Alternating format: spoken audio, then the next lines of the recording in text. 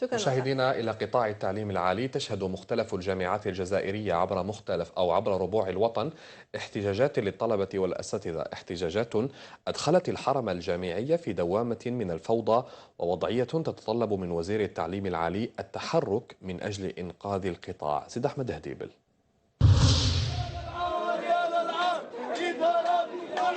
حالة من الفوضى تلك التي تشهدها العديد من الجامعات الجزائرية عبر مختلف ربوع الوطن، احتجاجات أشعلت الحرم الجامعي منذ بداية السنة الدراسية، مطالب حملت بعدا اجتماعيا وبيداغوجيا. داروا بيان أول، بيان ثاني، بيان ثالث، ما كاش تسمع له.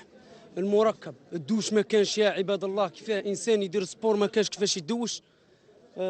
زيد زدي عبد الله كيفاه؟ انا باعثيني نقرا في ديال ابراهيم ولا زدي عبد الله هذه 60 كيلومتر. وسنكون في اضراب مفتوح الى غايه تسويه الوضعيه، وسنعطي للمسؤولين الاداريين خاصه مدير معهد التربيه البدنيه والرياضيه ومسؤوليه مهله لكي يعالج الوضع.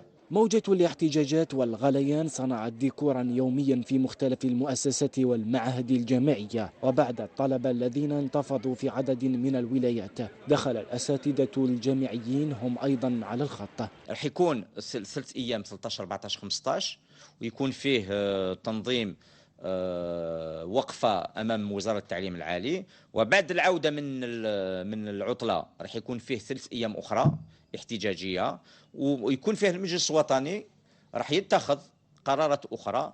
الطاهر حجار الذي نجح في تفكيك عدة ملفات مع بداية الدخول الجامعي، خاصة قضية التحويلات، إلا أنه اليوم مطالب بالتحرك لإنهاء حالة الفوضى التي يعيشها القطاع. يا مدير اسمع لي، هذا